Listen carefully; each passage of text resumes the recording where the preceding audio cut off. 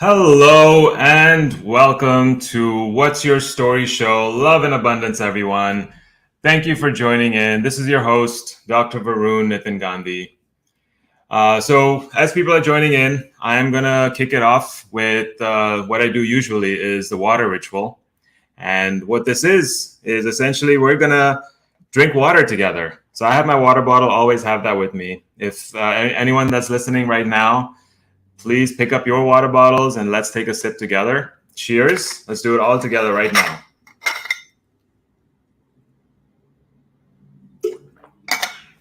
Take a big gulp, as big of a sip as you need, because I feel like most people are not drinking enough water. We need to replenish ourselves with water. 75% of our body is water. And if we keep eating food, that's only the 25% solid portion of our body. Water replenishes the 75%. And that's why I want to remind everyone, drink your water. All right. So what is the show about? Now, what's your story? We capture stories of people within the Indian community. These are issues that they've gone through, challenges that they face on a daily basis, limitations, ways that we limit ourselves, put ourselves in a box. We look for ways and how we can support each other, unite, build ourselves up, build our community up. We're talking about uncommon paths through the power of storytelling. And that's what today's topic is. It's a fascinating topic. It's called Navigating an Unfamiliar Path as a South Asian. All right, so before we kind of go into my personal story about this topic, please, everyone, say hi in the comments below and also share where you're from, what city you're tuning in from. If you have any questions, again, type it in the comments below. And at any point in time, please write your questions down and we will ask our guest today. Also, if you're on YouTube, please subscribe to the channel. Please, Bhagwan ke naam pe de de. Please subscribe to the channel. So back to the topic of navigating an unfamiliar path. I got to a point of, I was living this traditional life of, hey, I'm going to go to high school, graduated, go to college, get an undergrad degree, go for an advanced degree. While I didn't really enjoy going to working, so I said, let me go for a third degree, and I got my PhD at this point. So now 10 years in college and just under 10 years at the same college, same university. And then now I'm ready to get a job.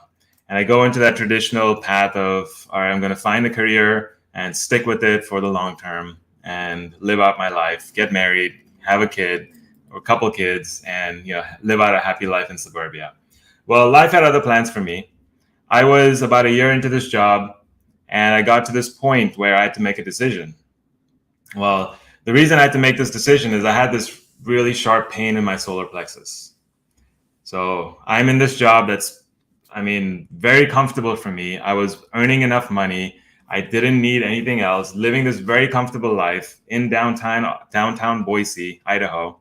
I know it's a small town, but it was beautiful and, living that high life, but I still wasn't happy.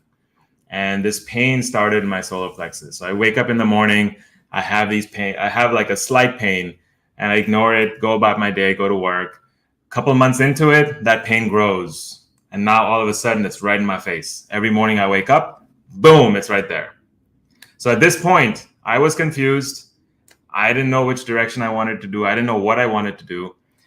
I was justifying the job that I was in by saying that, hey, I was working for the public health infrastructure, making sure that the drinking water that we get in our house is clean. And I was justifying that, hey, I'm protecting the public health. But that only lasted for so long. After a while, it caught up to me and I just couldn't hold on any longer. My friends were saying, it's okay, leave your job. That's not for you. There's something else out there. My parents were completely against it. And I was stuck right in the middle. I didn't know what to do. And, in our culture, our parents have a huge influence in our lives. And so at this point, I was literally scratching my head. And if I had a mentor like my guest today, Dr. Mansi Vira, I would have known exactly what to do. I would have talked to her and she would have, guided me through this. And I'm sure many of you have gone through something like this, or maybe you're going through it currently and you probably don't know what to do or who to ask or who to, go for a mentorship. And you maybe feel like you're alone, but let me tell you, you're not alone. you have a lot of people in the same boat as you. And our guest is Dr. Mansi Vira. I'm going to welcome her. Hey, hello, hello.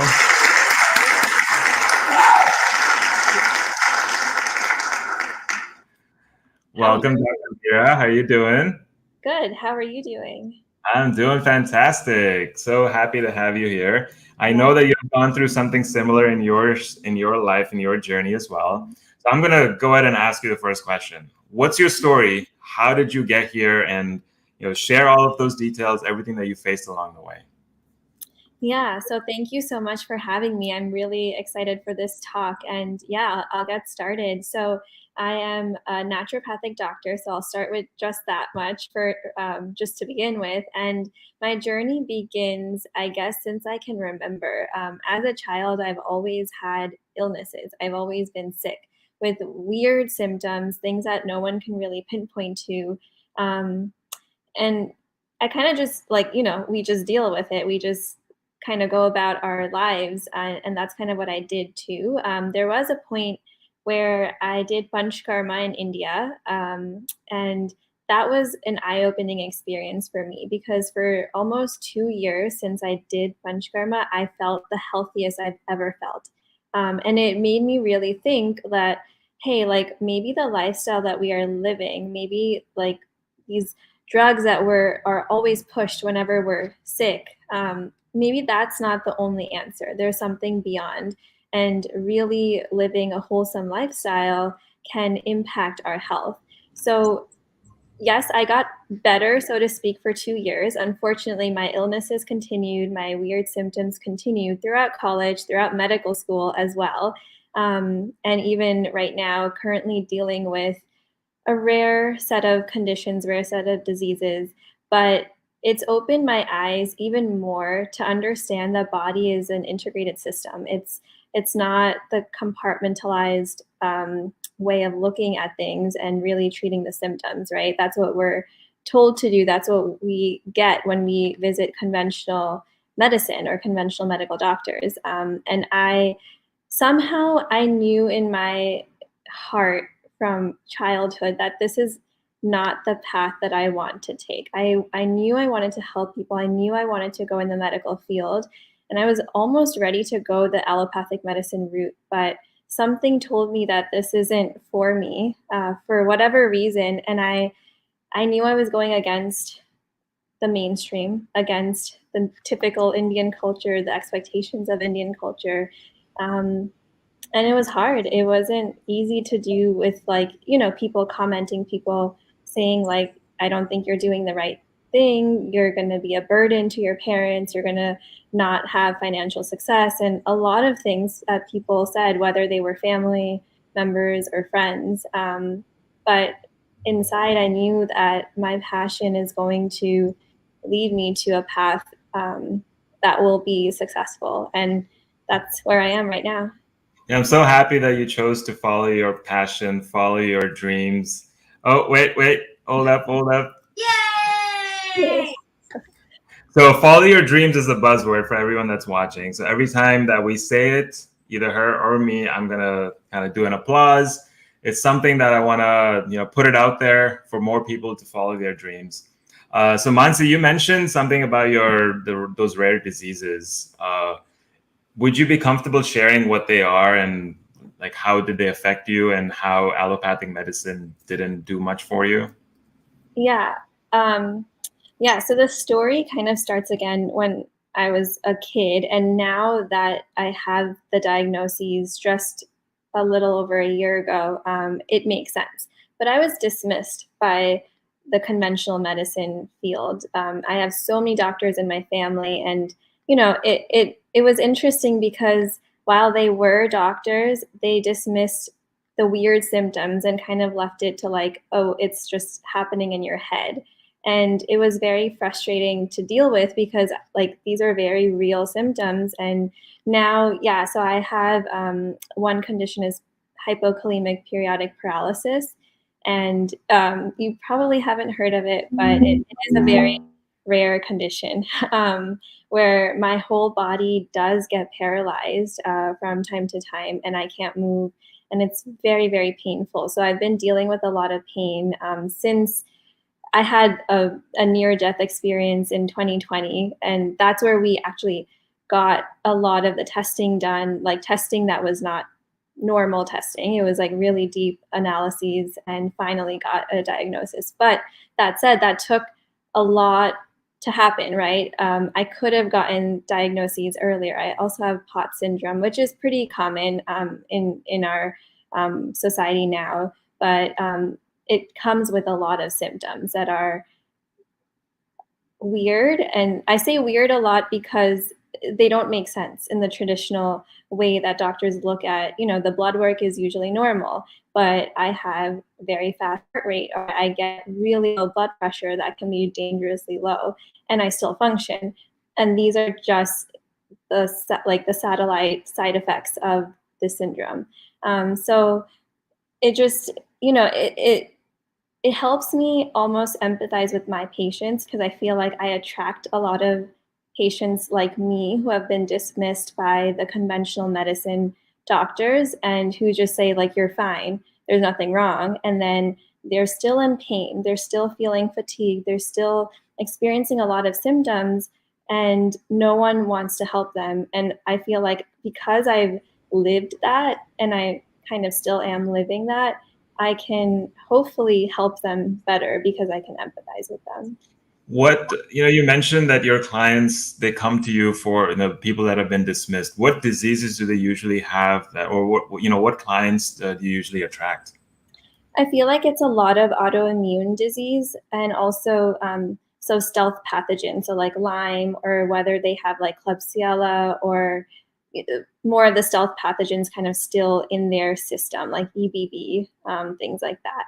And it's a myriad of symptoms, and also PCOS, which is also a myriad of symptoms. And interestingly, most of these conditions also have some type of trauma as a root cause. So, like dealing with that mental emotional picture as well. And then some of it, or all of it, manifesting physically.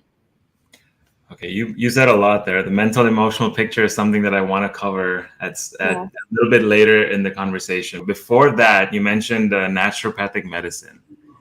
What's the difference between conventional medicine and naturopathic medicine? Yeah, that's a great question. So, in naturopathic medicine, we look at the body as a whole, like I mentioned before. So, we don't just see isolated parts or um, organs. We look at the body as an integrated system. So, we're treating that way as well.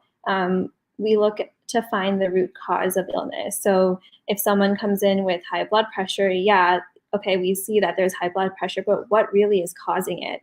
Is it because of extra anxiety, something happened, or is it because some other organ isn't functioning adequately and therefore there's compensation going on, or is it because of the diet?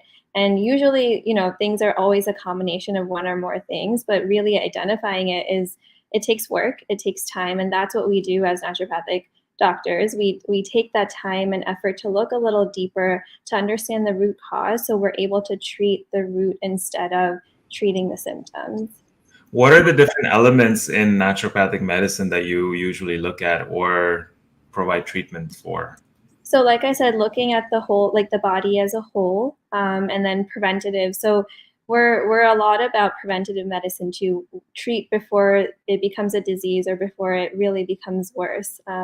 Prevention is a huge part of naturopathic medicine. Okay. And so in your bio, you have so many different certifications. And you prescribe a wide variety of different treatments as part of your holistic medicine, right? Can you share some more about the different variety of treatments that you offer? And I mean, someone who doesn't know about healing process and, Reiki and uh, Yeah. yoga, body, breath coach, and all of these different things, if you could explain them. So naturopathic medicine in itself, the curriculum that we had, we learned a lot. So we learned the conventional medicine, we learned the biomedical sciences, anatomy, physiology, biochemistry, all of that. And then on top of that, we learned a lot of the naturopathic modalities. So that included homeopathy, hydrotherapy, botanical medicine, nutrition, diet and nutrition therapy. So it's a lot. So we learned a lot in 4 years, and pharmacology as well, because everyone's on medications. We have to be well equipped with understanding medications and the interactions with botanical medicine as well, because that can happen. So those are like the basics I feel like I use all the time. With the botanical medicine, hydrotherapy, we offer a lot of lifestyle recommendations too, really looking at like what you're doing. For example, like sleep is a big one. A lot of people come with insomnia, and I call it sleep hygiene, but really understanding what are you doing before you sleep. Are you looking at your cell phone? Do you have blue lights on everywhere? Are you able to light a candle? Are you able to pray or meditate before you sleep? To change the lifestyle a bit and tweak it in ways that can really be really impactful for your overall health. So that's just one example. But I also I am a dancer. I haven't been able to dance recently because of my illnesses, but I wrote my thesis on dance movement therapy, and specifically for Parkinson's disease. So initially in school, I was incorporating dance movement therapy as well as part of one of the treatment options. I'm also a yoga body breath coach, so I use a lot of breath work with my patients as well, because it's not only something that we can all use. Just breath work is important for balancing the autonomic nervous system, but also it's an opening for healing. I found that people are sometimes not able to share or not able to be vulnerable to sharing what they've gone through, whether it's trauma or whatever they're dealing with. And breath work is that opening, that gateway to like, okay, I can allow myself to be myself and share. So that kind of starts that healing process. What's you mentioned hydrotherapy? What is that? Is that drinking more water? Hydrotherapy, that's a great question. No, not exactly drinking more water, but it's in very simple terms, it's the use and manipulation of hot and cold water. And it's applicable to very different illnesses, ranging from like autoimmune conditions to pathogens to like fatigue and detox. So we use things like IR sauna, just regular hot and cold packs, but changing the hot and cold to hot also affects how the blood circulates. So we're able to reduce inflammation, bring more blood, whatever the goal is, we're using the manipulation of hot and cold water. Wow, that's super interesting. I've actually not heard of that one before. So that's something new that I learned today. It's a very old naturopathic treatment modality, actually. Where did that originate from? It was used here in the US as well as Europe. Germany is a big hub for hydrotherapy, and India, believe it or not, the use of hot and cold. Yeah. Okay, interesting. And then you mentioned dance movement therapy. That's something that's something you have created? Is that something that already existed and you're utilizing it? Yeah, it existed. I was a dance major in college. Again, a path that most Indian people are not allowed to even choose. I guess I was allowed to pursue it because I was pre-med as well. So dance movement therapy actually really resonated with me because it's a form of therapy that allows you to express yourself through movement, and it's really good and effective for people that have a hard time communicating verbally. So we know that talk therapy, psychotherapy is important. We all can benefit from that. But some people just have that block. They're not able to share or express themselves. And movement, it's not even about the dance per se, it's the movement, and studying movement and seeing how movement moves through a person's the body, and understanding and interpreting that to understand the deeper emotions involved. So it's like what I've noticed with movement is it helps me move emotions through my body. Like if the emotions are stuck in one particular region, like anger, for example, and if I go for a run, then it helps to move it out and processes it in a way, right? Yeah, it's a very similar concept. Yeah. Okay. So yeah, you have a really in-depth knowledge of a wide variety of different tools. You mentioned sleep was one of the things that people come to you for. They have sleep issues. What, if someone in the audience has sleep issues, what would you recommend them to do right before bedtime? I know you mentioned a couple of things, but do you have like a particular routine that you tell people to follow? Yeah, I mean, I also meet people where they are. Sometimes some of the recommendations I give are a little bit not extreme, but we are so directed by our culture that it's hard to kind of remove ourselves and then be like, okay, like I got to take out time for myself. So first, it's just that awareness, bringing that awareness that like, hey, I need to create a routine for myself so that I can sleep better. So just getting into that zone, whether it's through mindfulness or writing things down, and then yeah, like I mentioned, 30 to 60 minutes before bed, try to close off all the blue light, so laptops, TV, phones, all of that, because we don't want that stimulation. It affects the production of melatonin. And then a lot of people benefit from baths at night too. So like Epsom salt baths. So Epsom salt is magnesium, and magnesium is very relaxing, as we know, for all our muscles. So when we take a bath with Epsom salt, it kind of relaxes our nervous system and our muscles to allow ourselves to prepare for like, okay, now I'm easing into bed. So that's something that I recommend, along with like a meditation or prayer routine or journaling, whatever suits you, whatever you feel like you can do in the moment, or reading something. But reading can go both ways. Sometimes if something is really stimulating, then you might not fall asleep. So you kind of have to assess that for yourself. Lighting a candle, that can be relaxing for some people. And then also really important is to make sure the room temperature is cool. Our body, the hypothalamus, it kind of needs that we need that cool temperature to be able to fall asleep. So if it's really hot, you might want to consider changing the temperature and seeing if that helps as well. So those are some things. There's a few more things that I do, sometimes even supplements if I think that is necessary to kind of kickstart that process. And with sleep, it's always a melatonin and cortisol balance. So I look at the cortisol numbers as well, or see symptoms if there's like something that's pointing to me that there's some type of cortisol imbalance as well. Wow. So then, I do some of those things. And now I finally realize why I like to sleep in a little cooler weather. I always have the fan on. I try to, if it's really hot outside, I put on the AC. And my wife is always like, she's always way too cold. So she's like, why are you turning all these things on? Put an extra blanket on me. But now I got a reason. There's a reason behind it.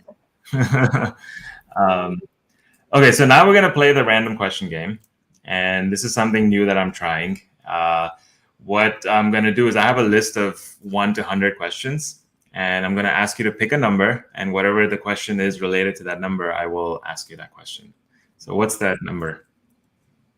17. 17. Okay. What is the first thing you do after getting home from a trip? That is interesting. Unpack. Right away? Wow. That's Not completely, but I feel like I start unpacking my essentials. Yeah. Yeah, we went on a trip and we got back on Monday and we just unpacked everything on Thursday. So it takes us a little bit longer, but Where yeah. did you go? We went to Mount Shasta. Oh, okay. Yeah, so got some spiritual energy in us. Plus the baby, so wanted to give him blessings and all of that. So it was a very good trip. I really enjoyed it, and I definitely recommend everyone that's watching to go to Mount Shasta if you haven't been already. It's the root chakra of the earth, and like Kailash, the energy in Kailash, it has its similar energy in Mount Shasta as well. So really, anyone that wants some spiritual energy, go to Shasta. Okay, that's back to the question. So you have a very non-traditional, uncommon path. One thing that happens along the way is that because there are a lot of people around us that don't support us, especially initially. And it was the same thing for me. I didn't have a lot of support around me. Friends were there, family not so much, but then eventually they came around. During that time, it takes like an internal shift, starting to like gain the confidence that yes, I can do it, starting to, like that says yes, you can, starting to, like believe in yourself, right? And woo woo, that's the other keyword for today is believe in yourself. So what was that process for you? What happened within you to finally say like, yeah, this line, this naturopathy is for me, and finally that switch happened within you? Yeah, so I think around the age of 14, when some of my health issues were really bad at that time, too, like I said, I've kind of struggled my whole life. I was introduced to meditation. I struggled with anxiety a lot at that time, and it's pretty young age. There was a trigger, a traumatic event that happened where I ate a nut and I'm allergic to nuts and had to get the EpiPen, the whole thing. And I didn't know what an EpiPen did in the body. No one prepared me because I had to take it right away. But that created a long-lasting anxiety issue for me, and for me to overcome that, like we tried medications, we tried so many different things, but ultimately it was meditation that really helped me. It kind of shifted my focus away from anxiety completely, and so much that I was able to help my peers in school with stress when they were feeling stressed with exams and whatnot. And that's when I realized that like they can't follow something. I can't be part of a system that tells me that I have to prescribe this medication for this disease, because it just doesn't work like that. Like the body needs a holistic approach. So I think that's what it started probably around age 14. But then when I finished college and I was kind of like, I don't know what exactly I want to pursue. And I was applying to medical school, traditional medical school as well. Um, it kind of got strengthened. I became a health coach, and I saw that there's so much need for understanding health and wellness for what it is. We're kind of living in a society of sick care versus health care, and I think when I was a health coach, it allowed me that time. Like I took off again between college and medical school, another unconventional thing. No Indian really takes time off like that. But it allowed me that time to reflect on the things that I think I really did with, and it strengthened. And then I never looked back. It was like, yes, this is what I want to do, no matter how challenging it will be financially and every which way. But I knew I had to stay true to what I believed in, following my passion. Hold on, following the passion. And along the way, were there certain incidents that happened to you that inspired you to continue moving on this path? Like maybe you were about to give up, and then someone came and said something to you, or some incident happened to you that you're like, no, this is it. I'm just going to keep continuing on this path. A lot of it has been my own health journey, to be very honest. Like something would happen and then I would either be put on medications or dismissed, either way. And then I would research or try different things, try different diets, and understand my body better and almost be able to manage it again. And so when I realized that you can really take control of your health and not have a system kind of control your health for you, that was definitely one thing. And another point, yeah, I've had, like, I have a family friend who is really into this like wellness lifestyle, and who always like encouraged me. So that was one person that always, I guess, stood by my side and encouraged me, because she did the same thing, right? She went through a path. She's South Asian. She went through a path where people would point fingers, like, what are you doing? Why are you eating this certain way? Why are you being extreme? But it helped me kind of stay true to myself too by watching her. Yeah, it always helps to have that one mentor, that one person that you can follow. It's kind of like a light that, at the end of the tunnel, and you can keep following that. Yeah, that's amazing to have that. And definitely anyone that's tuning in right now, if you need someone to support you in your journey of transformation, in your journey of transitioning from one thing to the next, you already have two people here who have very similar stories that you can reach out to. And whatever support, whatever help you need along the way, definitely we're here for you. We know it's tough. We have been there. And, it can be very challenging when you feel like there's no one in your world that supports you, that's behind you. Without that, it can be really tough. So just know that we are here for you. You mentioned a little bit that while you were following your dreams, Yay! You weren't supported. There wasn't like a lot of like a backbone for you. Um, how long did it take for your parents or for the people that weren't supporting you to finally be like, okay, she's like, she's gonna do it. It's gonna happen for her. I still struggle with that, to be honest. I don't think it's come around. So my parents haven't ever said no to me, and I think, it at least I'm grateful for that. I'm truly grateful for that, because I know people whose parents have been like, no, you cannot do this. So I didn't have that barrier, but I had other family members speak freely, both to me and my parents, that this isn't the right path for her, and whatnot. So yeah, it was tough to kind of get through, and I feel like I still live that. And for a long time throughout medical school, even up until like a year ago, I almost felt like I have to work twice as hard just to prove myself that like following my passion was worth it. But a year ago, and through this really crazy illness that I'm currently going through, I had that realization that it just doesn't even matter, almost. Like, you have the power within you, and finding that strength and power within you is the most important thing, because you are living your own life and it's your own journey at the end of the day, right? We can do things for others, we can pursue a path for others, and unfortunately a lot of people didn't have choices. We're lucky that we were allowed to choose the paths that we wanted to. But when I still have those days that I'm like, I chose the wrong field, I shouldn't have done this. But when I have like patient or client success stories, I feel like, no, this is why I was meant to do this path versus the traditional route. And it brings me back to center again. Yeah, I can imagine there's a lot of joy when you finally like, oh yes, I did this for that person, and they're living a much better life now than what they were before. I think it's a blessing that you and I were able to follow our passions, follow our dreams, Yay! and be able to believe in ourselves and make it happen for ourselves. Along this way.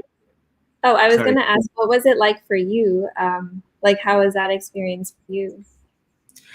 Initially, I had resistance, mainly like from my parents. My dad had a bad experience when he was growing up, and like when he was 30, he had his own entrepreneurship and business and lost some money in it. So early on, he kind of, and this was right before I was born. So the day I was born, he had an interview for a job that he kept for 15 years that kept our family stable. Until then, he wasn't able to make his ends meet. So he had bad experiences. So from that experience, he was like, it's not the right path for you. And my mom was like, oh, you went through school for so many years. What are you doing? And so initially it was like maybe 3 months. It was hard. But then after that, I put my foot down, and then I don't know if I convinced them or not, but after that, they didn't stop me from, leaving my job. And then they've supported me along the way. Whatever ventures that I'm in currently, they're an integral part of it. And I want to make sure that, family is around me and they're part of what I'm creating as well. What's one lesson that you've learned along the way and that you can share with our audience today? I think just the buzzword, one of the buzzwords, the power lies in you. It's a long journey. it's a long journey and hard journey to even discover that, especially because we live in such a fast-paced world that doesn't allow us that time to self-reflect and go through that inward journey. So it's not easy, but I feel like being forced to do that through my illness, especially, like literally not being able to do things, walk around, kind of being forced to be in bed, allowed me time to think and reflect on a lot of these things. And not to say that the illness, it's like a blessing in disguise, and it's not, because it's no one wants to go through something so hard. And I'm talking about my illness, but everyone has their own share of hardships and challenges that force them to rethink their life, to reflect. And for me, that allowed me to really see like the power is within us, to overcome, to build that resilience, to follow our passion, and to thrive. It might take some time, and in a spiritual sense, the universe might not support us initially, but we have to constantly prove to the universe that, hey, like I am giving my 100%, and I am ready to face whatever battle might come my way, and just to start building that resilience. Yeah. Man, that's so true. I went through something very similar. I had a challenge in my life as well, and that kind of got me into meditation. That got me to slow down and self-introspect. Until that, like 26 years of my life, I was on that rat race, just running and running and running and running, and never really sat down to, reflect on my life, really understand what behaviors am I putting out there, what are my habits, what are my tendencies, how do I think? All of these things were very unknown to me, very foreign to me. And it took a heartbreak. It took a breaking up of a relationship to finally, have that pain and that suffering to slow down your life and slow down my life and really, pay attention and hone into all of these messages that are all around me. And, like you had that same thing. A lot of people go through these challenges. So yeah, I feel like that tough that tough part in our life builds that resiliency, the strength for us to enjoy life. I mean, because of that, I'm in a much better place. And back then, while I was going through all of that shit, while I was going through the breakup, it was really difficult. And I was always thinking, like, why me? God, why is it me? Why not the other person? But eventually now, 5 years later, I realized, like, hey, I'm so glad that this happened to me. This was the best thing that ever could happen to me, because it really opened me up for some greater in life, the greater purpose in life. I would probably still be stuck in that job, still be in a relationship that I don't really care about, but because of that breakup, I am now loving my life. I'm enjoying where I'm at, and I'm able to help a lot of people along the way. So Mansi, where can people reach out to you? How can they contact you, and what's your website? Yeah. So my website is drmansivira.com. You can reach out to me on Instagram as well, dr.mansivira. Yeah. And yeah, those are, and my email. Yeah, contact@drmansivira.com. Those are the three best ways to connect with me. All right, fantastic. Any last words for our audience? Anything that you want to, inspire them with, leave them with, to follow their dreams, to chase their passion? Maybe they don't know what it is, so maybe understand what that is in the first place. Yeah, take time out for yourself. Because no one's going to do that for you, but only you can do that. And when you start doing that, layers just peel away, and when you start peeling away the layers, you get closer and closer to your true self. So it's worth it. That process, it will be hard and arduous and sometimes really frustrating, but it's worth it if that's the ultimate goal that you want to reach. Yeah. I want to actually talk about meditation. How was your initial meditation journey initially when you first started?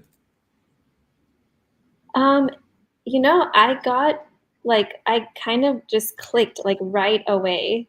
It just resonated. I'm like, oh, like why didn't I learn this before? Almost, I was quite young. It was like 14 when I learned, and like I said, I was struggling with anxiety at that time. And the type of meditation that I learned was Praksha meditation. So it's a type that you would actually talk through it out loud. So, people say all the time that I can't sit and focus for even 5 minutes. I can't sit with an empty or calm mind. But that practice allowed me to quickly get used to the practice of meditation. And now, I don't need to say that out loud. I don't need to give myself positive affirmations. But that practice was, I think, when you take a bird's eye view of your life, and you said this too, like in hindsight, you reflect on your life and you can be grateful for why things happen the way they happen. But in the moment, it's so painful to go through. But looking back, I'm so grateful that that's the first type of meditation practice I learned, because that helped me center myself and allow myself to become mindful, and say positive affirmations through a meditation journey almost. And now, like, we see YouTube videos, we have apps that all do the same thing, and it's like a buzz everywhere. But it's pretty cool to see that that's how my journey started. Wow, that's fascinating. Yeah, mine was complete opposite. It took me a lot of strain, a lot of effort to sit down and meditate. It, like sitting down for 5 minutes was really difficult. So I would give up in 2 minutes and 3 minutes. But I think what happened for me, the key was that I came back to it. I felt that I wasn't happy and I didn't want to feel like this anymore. And meditation was one of the ways I thought I could come out of it. And so I kept at it. Yeah. First month, it wasn't successful. Second month, finally, 3 months later, I was able to do 5 minutes of meditation. And, like you said, there are different kinds of meditations, and everyone is not suited to any kind of meditation. So find the one that's, suited for you, that naturally, easily comes to you. And I had to go through that journey of trying out this one, that one, and trying out 50 different kinds before I'm like, okay, this is the one that really resonates with me. And I could actually turn that into a practice regularly. That's amazing. What was that practice? Like, what style of meditation was that? Initially, I started out with closing my eyes and imagining a dot, or focusing on something, on a candle in my imagination. Then I'd open my eyes and focus on something on the wall. I could create a dot there and be focused on that. So that was my initial phases. Then I added music to it. So I put some, sounds in the background, or sometimes I would mix that up with chanting. So I have some chants in the background. And then I got to a point where I was very comfortable sitting down, and with the sounds in the background, I could close my eyes and meditate, focusing on my breath work. And right now what I'm doing is, in the morning, I wake up and I chant Om 21 times. Along with moving, using mudras to move the breath around the body. So I kind of do like a 20-minute breath work in the morning now. I love that. Wow. Yeah, and it's evolved over time, over like 6 years. I started meditating when I was about 28, 30. So over 7 years, it's been evolving. And as I find something new, I'm like, oh, let me try this one. Let me add it in. And so every month or every few months, I'll switch over and try something different, and activate different parts of me. Yeah. And I think that's so important to kind of change it up for the body too, so it doesn't ever get used to it. But also the key that you stated, like, keep at it. You didn't give up. And that, I think, is so important. Yeah. And then I realized that meditation is not just sitting down and closing the eyes. Like, I could go for a walk and be meditative during the walk. And that became a part of my meditation as well. So I'd go on a walk and be there and, very like present and peaceful at the same time. And I realized, wow, this is another kind of meditation. While I'm cooking, I could be meditating as well. While I'm worst kind, when I'm doing the dishes or something that I really hate doing, I could be meditating during that time as well.